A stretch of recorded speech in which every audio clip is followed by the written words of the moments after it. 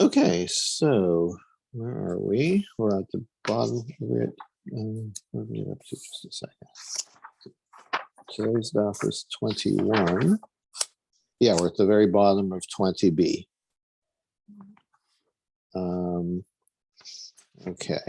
Okay, so we've been talking about cases where the yibum can or cannot take place because of not a primary, forbidden sexual relationship, but because of a negative commandment, or something that is not related to what's called arayos, which is forbidden relationships between family members, but something that's related to different categories, such as a Kohen, can marry certain types of people and not others. And that is not because they're family, but because of their status. So, Itmar, it was taught. Bias Kohen Gadol Balmana.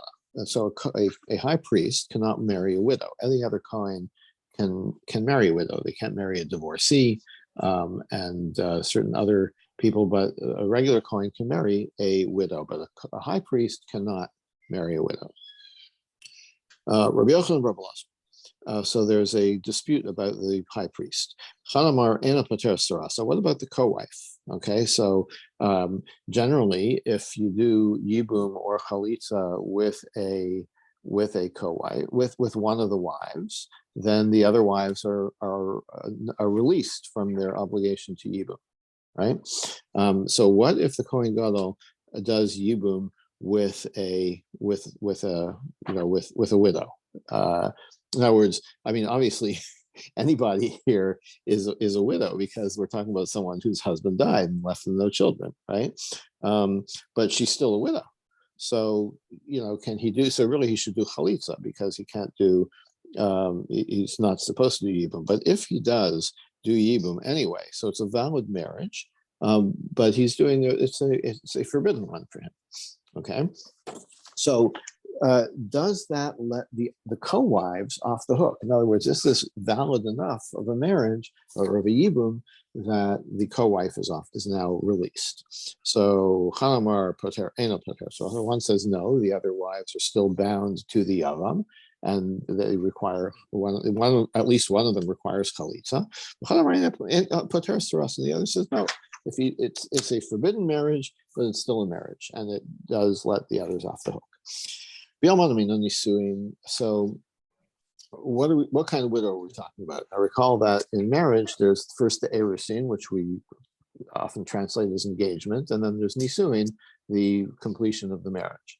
And engagement, as of course, doesn't mean like the giving of a ring or the promise of a marriage. There's a certain validity to it. So if it is a widow who a widow of someone who was married to the brother, the now deceased brother, with the full thing with nisuin, koliyama plige de lo patra. Everyone agrees that yibum with that person, with that woman, does not release the co-wife. Because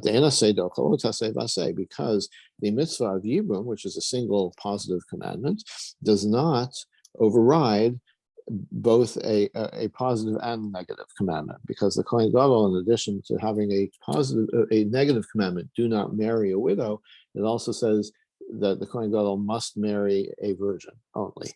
Okay, so precluding a widow, right?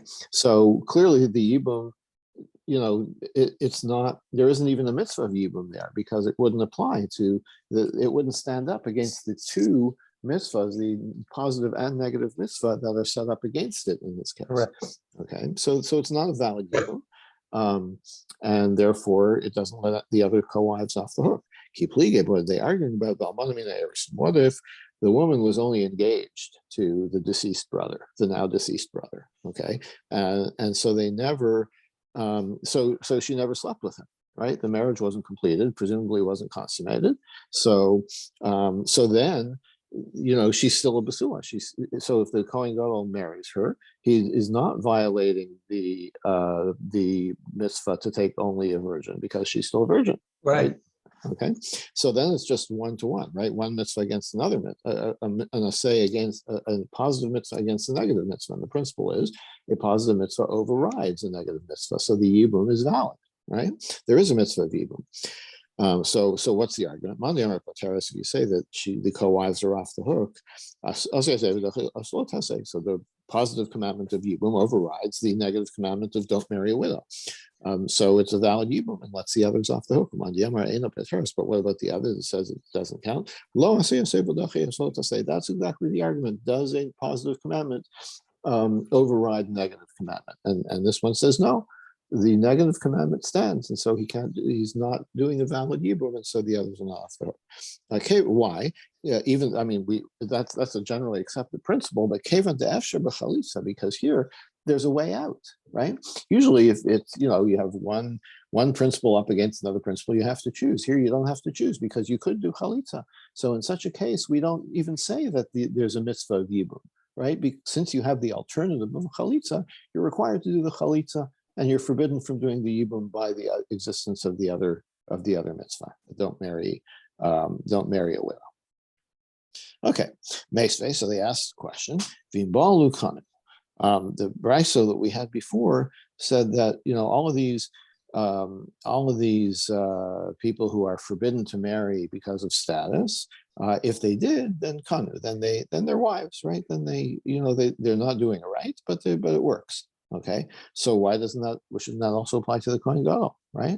That if he married this woman, if he did yibum with this woman, he shouldn't have done it, but it still should be considered valid.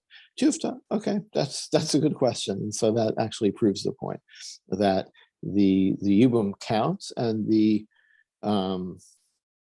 yibum counts and it does release the other co-wives. Now, now this idea that if they did do the yibum, then it's valid. Maybe that also refutes Reish Lakish.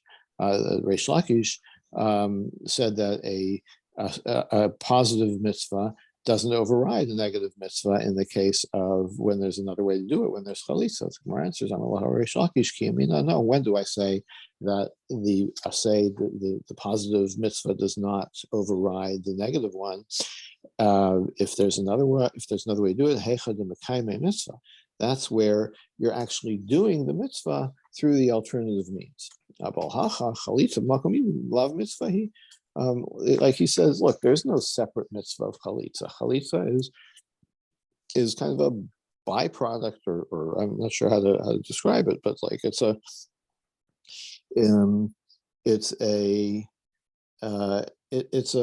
out. Like you can fulfill your obligations to the woman and to your brother by doing chalitza, but that doesn't mean it's as good as if you did yibum, right? It's a lesser way of complying with the rules. Okay, but really the preferred thing to do is yibum, and so since you're not actually doing yibum, chalitza is not considered an alternate way of doing yibum. It's a lesser way of doing yibum, or it's a way of getting out of yibum, but it's not considered like another way. And therefore I say, even when chalitza is available, still asay doko that a positive mitzvah overrides negative. Rava says, okay, now we're moving back to the Mishnah, where we had this idea of the secondary arayos, secondary forbidden relationships, which are not mentioned in the Torah directly, but we derive them. So where do we have a hint to these from the Torah? Shenamar, because it says, Kiaskol, when it discusses all the arayos, all the forbidden sexual relationships, Kiaskol hatoros ha'el asuan sheharetz. Why shouldn't you do this? Why shouldn't you marry your sister? Because these are the abominations that the previous inhabitants of the land did, and you shouldn't do them. Okay, and it uses the unusual word ha'el. Usually it would be ha'ela, these, right? But ha'el is an alternate form of the word. So ha'el kashas. And the Gemara says that use of that alternate word or alternate spelling implies it's a particularly grave violation. So if there are grave violations, there are softer violations, right? So what are the softer violations? So that implies that there is, these forbidden sexual relationships are very grave, but there it implies that there are other ones which are not as bad. And those are the ones that we're talking about in the Mishnah. So now the Gemara questions the premise. How do you know that using ha'el instead of ha'ela means that it's a particularly harsh deceive? Another source proof text. Yes, ele haaretz lakach. So at the end of the book of Kings, when Nebuchadnezzar exiles exiles many of the people, it says, and he took away the powerful people, the powerful ones. And it uses, oh, there's my call. I'm sorry, I may drop you here. Okay.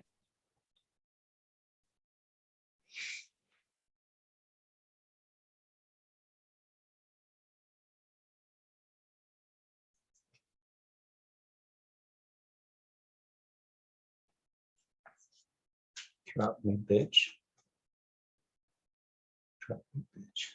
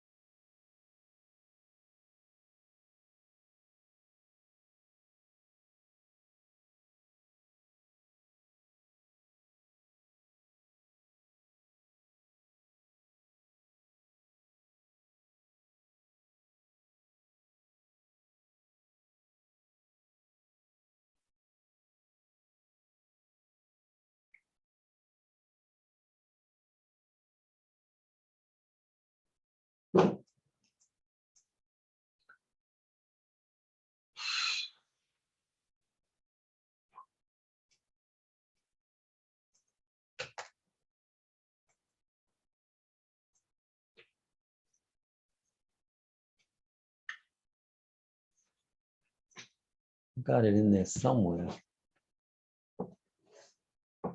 We tried. We tried. That's all you can do is try.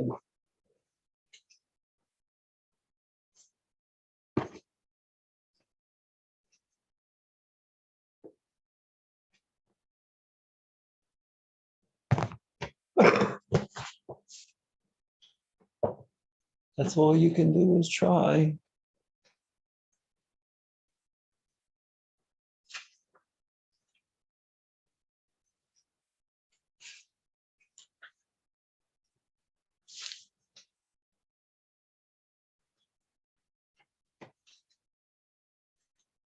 I voted, I voted, I voted.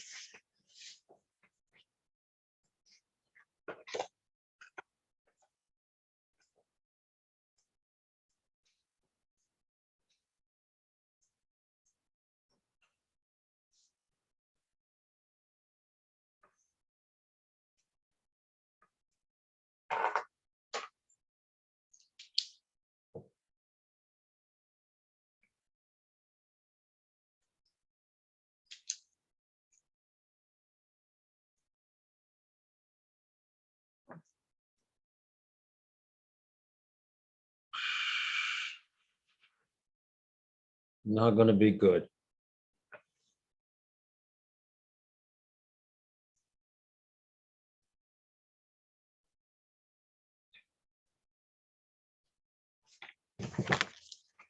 That one.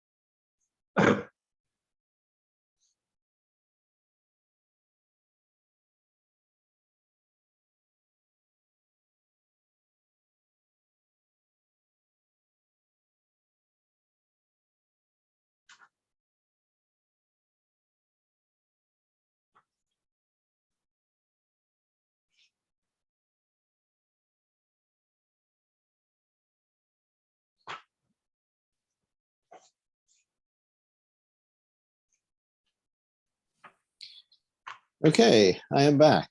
Good. Sorry about that. There was I'm arranging, I think I mentioned to you, I'm going to Israel for Pesach. Oh, that's nice. To be with my parents, and there was a mix up with ordering some, catered food. And I just wanted You to make sure straighten that that was out. resolved before the deadline. How's your Um, dad, by the way? How's he doing? Doing well, doing well. Thank you. Give, Yeah, we're give him really my looking forward best, to seeing please. him. I sure Yeah. will. Thank you. Okay. Anyway, so how do we know that that ha'el refers to strong, a stronger, harsher language? Because the verse refers to powerful people as ele haaretz, the powerful of the land, and el, that has an implication of power. So now, Lema Pliga Rav Levi. Maybe this is different than Rav Levi, Rav Levi, who said, "Kasha onshin shel midos yoser me onshin shel arayos." Even worse than transgressions of a sexual nature are business transgressions in business. If you use false weights, that's worse. Shazen nemer ban el, v'zen nemer ban ela, because the sexual transgressions, we use the word ha'el, right? And when it comes to business transgressions, it says ela.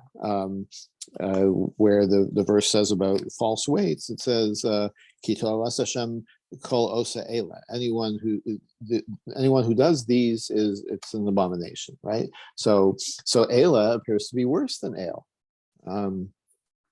According to Rav Levi. So Gemara says, El kasha, the ele kasha me'el. No, so they're both harsh. Like one is harsh and the other is harsher. Okay. So Gabay Arayos, Name Haksiv Ela. Is it okay if I use the word? Yeah. Gabay Arayos, Name Haksiv Ela.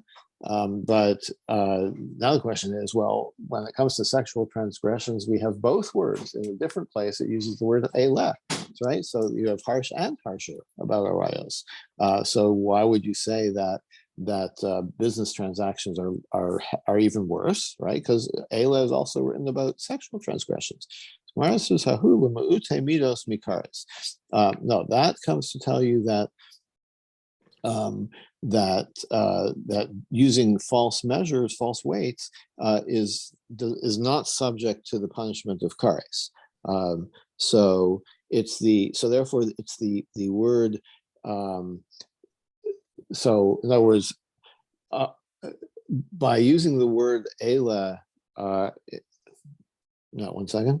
Yeah, so it's the weaker word el that tells us the relative, weight of, if you pardon the pun, the relative weight of the sexual transgressions.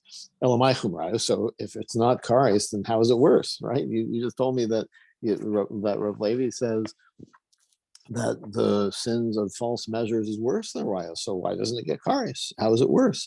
So hani after b'tshuva, hani lo after b'tshuva. Oh, you could repent from a sexual transgression. You can sincerely regret it, right? Stop doing it, etc. You can achieve full repentance. But when you cheat people in business, and it's like in your store, right? If I cheat you, I can pay you back, and I can apologize, right? But if I use false weights in my store, then anybody who comes in got cheated. How am I supposed to find them all? There's no way I can ever repay them. So that's how it's worse. Rabbi Yehuda Amar Mehacha. Rabbi Yehuda says a different.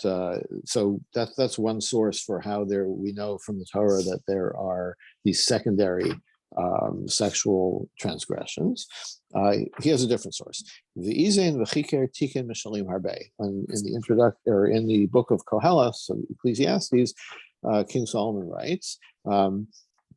He investigated. He's writing about himself. I investigated and I set up all these proverbs, right? Now, and so the word izain, an ozen means an ear, but it also means a handle, right? Because the handle is kind of shaped like an ear, right? So by using the word izain, which in the context means like he searched out, but it also means that it's like a handle. V'yamar ulam Rabbi Elazar. What does that mean? Allah said, "Kodem sheba Shlomo ha'isa Torah doma l'kfifa she'en la'oznaim." Before Shlomo came along, before King Solomon came along and wrote the book of Ecclesiastes, Torah was like a big basket with no handles, so it's like hard to hold, right? It's easy to drop. Right, so by using these kind of proverbs, right? So actually, he also supposedly wrote Mishle, which is the book of Proverbs. So the writings of Shlomo basically gave handles to hold the Torah by in terms of these proverbs, right? So kind of indirectly referring to the point, and that's why it uses the word izain. And these are the handles that you hold Torah by are like the secondary prohibitions, right? So like rabbinic prohibitions, right, that are not in the Torah, but they enable you to make sure that you're following the Torah by giving you these other requirements or forbidden things to keep away from the things that the Torah forbids. So it's like a handle. It's easier to hold on to Torah if you have these additional rules. Rabbi Shai has a different source. Praehu al tavarbo seteme alav avor. I think this is again from Mishle. Expand it, don't violate it, and don't stray from the path and transgress. And so what does this mean? Amar of Rashi says, Mashal Durabi Oshaya. Let me give you an example or an analogy to what Rabbi Oshaya is saying. What's it like? Let's say you're guarding an orchard. If you're guarding it from the outside, then nobody gets in, so the whole thing is covered, right? But if you're inside the orchard and patrolling, right, then you can't see the whole thing at one time. While you're patrolling, you're facing north. Anything to the south of you is unguarded, right? Because you're letting there's opportunity for intruders to come in to where you're not looking if you're guarding from the inside. So you can see the analogy, right? That if you're like guarding your observance of the Torah from the inside, like just from the Torah laws themselves, then you turn your back on some of them, and before you know it, a transgression has sneaked up on you. Whereas if you guarding it from the outside, in my mind's eye, I see a wall around it, and you're guarding the gate. So the wall is like the rabbinic prohibitions. If you're like further away from the orchard, you're a better guard of the orchard. That's the analogy. Vaharavashi bedusay. But the Gemara says, well, that doesn't really work so well, the orchard analogy. At least in the orchard analogy, whatever is in front of you, you're actually guarding, right? But with the what we're trying to talk about, which is the secondary sexual transgressions, paga be'erfa gufa, you could actually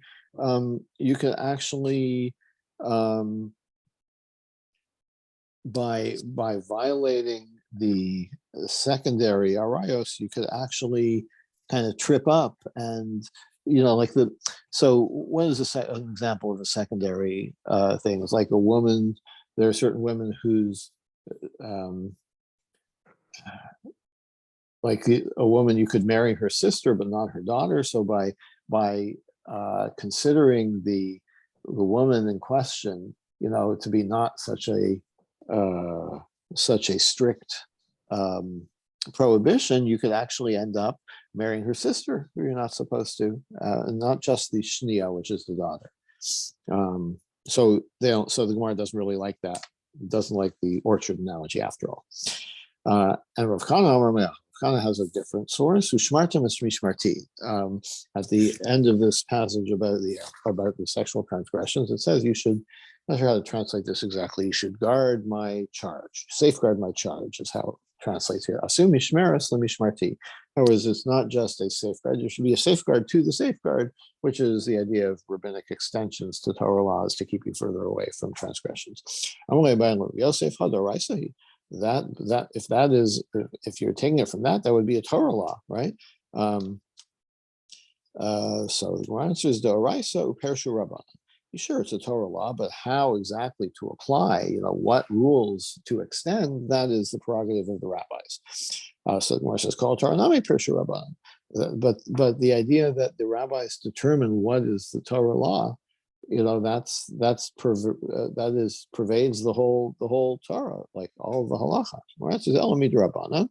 So we have to say that the shnios, the secondary transgressions, are only rabbinic in nature. That which we're quoting a verse, it's not really what the verse means. It's not an official thing. It's just an allusion by the verse or the rabbis found an allusion to what they wanted to establish as a rule, but it's not really prescribed by the Torah. Okay, Tanarabban. So what are these secondary arayos? We haven't really defined them yet. Ma'im shnios, what are they? Aim imo, ve'aim aviv, your step grandmother, whether from your paternal or maternal side.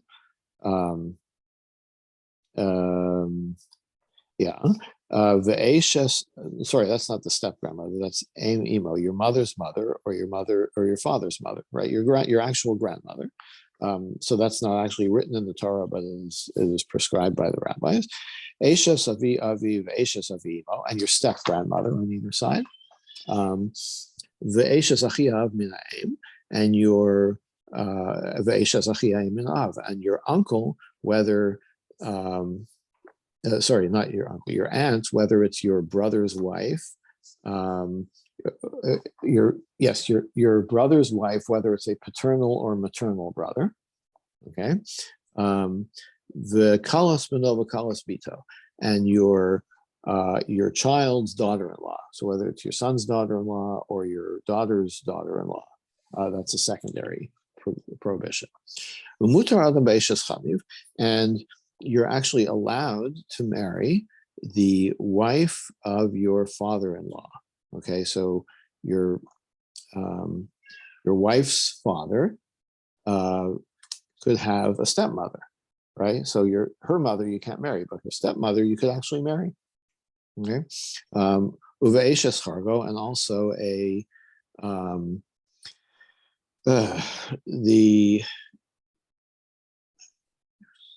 your daughter-in-law. One second. No, your stepdaughter. No, stepson. Your stepson's wife. Okay, your stepdaughter-in-law. Your stepson's wife, but not your stepson's daughter. Okay, so even though you have no blood relation to your stepson, and you could actually marry his wife, assuming he's no longer married to her, then but his daughter, your stepson's daughter, you cannot marry. The chargo mutar ishto vito, and your stepson's wife, you could your stepson's wife, you could marry his wife, in other words, his former wife, and his daughter from another marriage. The eshes hargo omerislo, and putting your stepson's wife in the position to say to you, Ani muteres lacha, I can marry you. Ubiti aser lacha, my daughter cannot marry you because my daughter is still your stepson's daughter. Okay, so your stepson's wife is okay, your stepson's daughter is not okay. So Mara says, wait a minute, Bas Chargo Doraisahi, your stepson's daughter, that's a Torah prohibition. It's right there in the Torah. Your son, the daughter of your wife's son, meaning your stepson, you can't marry her daughter, right? So Mara says that's true, but because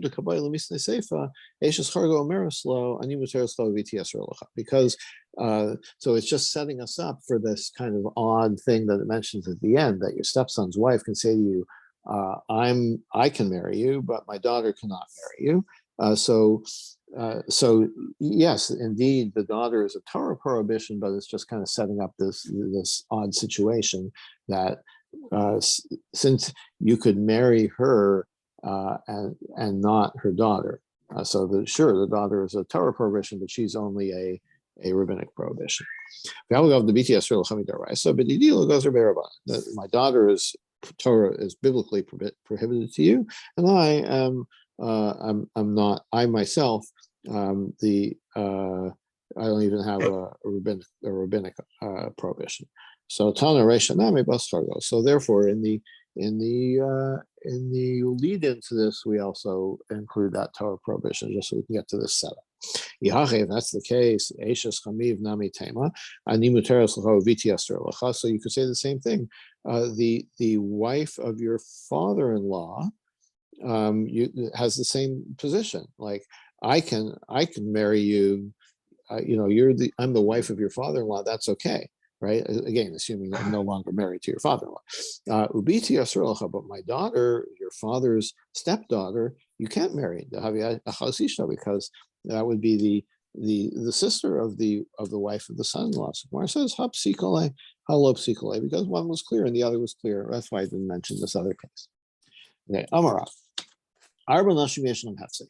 There are 4 of these secondary arayos that they can requalify, right? Like their status is forbidden to the person in question can be restored. And Nakid Rav b'yadei plus. Rav, like he said, I know that there are 4, but I can only remember 3 of them. And what are they? Eisha Sachia Eminav, your mother's brother's wife, so your aunt. So once the paternal once your uncle is out of the picture, then his wife, his ex-wife or his widow is no longer forbidden to you, because there's no direct connection between your mother and this woman, since there's no brother in the picture anymore. Okay, ve'eshes achiav min ha'em, and the same thing with your father's maternal brother's wife, v'kalaso, and your daughter-in-law. So once your daughter-in-law, once your son is out of the picture, then the daughter-in-law is permitted. Uzire Mosef Afeshas Avia Imo, and Uzire says, what's the 4th one? The 4th one is the wife of your grandfather, your maternal grandfather. So once your maternal grandfather is out of the way, then his former wife is not connected to you anymore, and you're permitted to marry her. Amar Nachman Yitzchak, Nachman says, "Simanech de Eloi de Rav." So his like memory trick was it's like a secondary erva that is above the generation of Rav. In other words, like Rav spoke of the brothers, the mother's brother's wife, and Zeiri spoke of the mother's father's wife. It's like one above Rav. Okay, that worked for him as a mnemonic. For Rav, my time, why does Rav not consider that grandfather's wife case? Because it could be confused with the case of your father's wife, your paternal grandfather's wife. Even once your grandfather is out of the way, you're still forbidden, because it's like through direct line through your father. So that's still forbidden. You don't want those to get mixed up. Ziri said, why is this? Why was he not concerned about that? Because your relationship with that family is not as close. He says, like, you're always going to go visit your father's family, and you're not going to go so much to your mother's family. Okay, I don't know, some kind of social reality that no sense in trying to unravel. Now, also, we spoke about the daughter-in-law. Doraisa, that is a biblical prohibition. How can you say that your daughter-in-law you can be permitted? You can't. Why are you calling that a secondary arayos? And the answer is Ema kalas beno. No, we're not talking about your daughter-in-law. We're talking about your son's daughter-in-law, your granddaughter-in-law. Okay, the kalas beno yesh lahafsek. What? So your granddaughter-in-law is a rabbinic prohibition, but just because your son's out of the way, does that mean that she's permitted to you? Bahatanya, we have a brisa, kalaso erba kalas beno shnia. You can't marry your daughter-in-law. There's a secondary prohibition against marrying your son's daughter-in-law. And it goes further down generations. Your great-granddaughter, your great-great-granddaughter-in-law, right? Asof koladoros, right? It percolates down as many generations as there are. So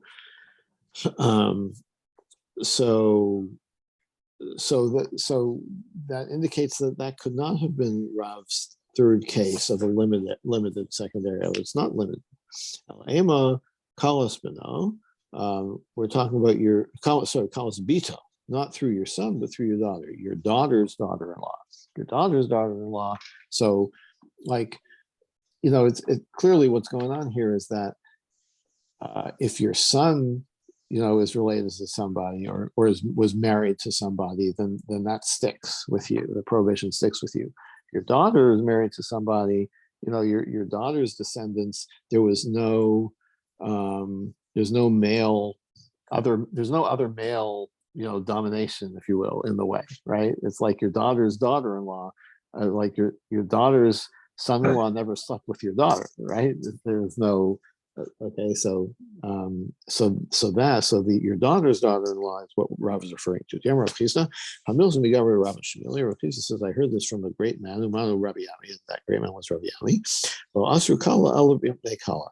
The daughter's daughter-in-law is only forbidden because we don't want to get mixed up with the son's daughter-in-law, which is certainly forbidden. So that's why they made them both equivalent. The Amrli Kaldai, and I was told by astrologers, apparently Kaldai is astrologers, Milfana Havis, you're going to be a teacher. Amina, and I thought, Amina, if they mean I'm going to be like a rabbinic teacher, as Ramidati, then I can explain Ravami's words from my own brilliance. But if they mean I'm going to be a teacher, then I'll ask the rabbis. I'm just teaching school children, so I'm not so smart, but I'm going to ask the rabbi, the smarter rabbis. Now, it turns out that he must have been blessing me that I'm going to be really smart, because I can tell you why Ravami was correct. Because the same thing, because the only reason that a daughter's daughter-in-law is forbidden is because we don't want to confuse, we don't want to make it permitted, and then someone will think that the son's daughter-in-law is also permitted, which is not the case. I'm only about Rava. Rabbi said to Rava, Azbalach, I will explain to you the reason. Kagon kalasa deve bar tsaisai. It applies, for example, to the daughters of this guy Bar Tsaisai. Apparently, he had a daughter-in-law through his son and another daughter-in-law through his daughter, that seems like a pretty common situation, but didn't want to get them mixed up. I didn't want to get the prohibitions, he didn't want the permitted one to be applied, the permission for one to be applied to the one that's forbidden. Rav Papa, or it implies to the daughters-in-law of Rav Papa Barapa. I don't know why they're bringing this. Like I said, if you have a son and a daughter, it's likely that you're going to have a daughter-in-law from each of those, but okay.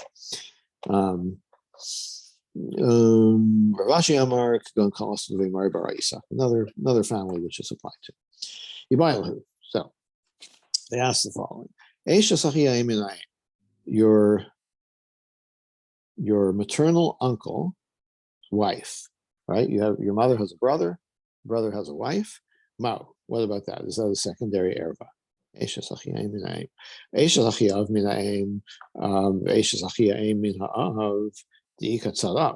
if it's a paternal relationship, whether it's your uncle's your real uncle's wife or your uncle by marriage's wife, so that's through the father's line. So that I understand.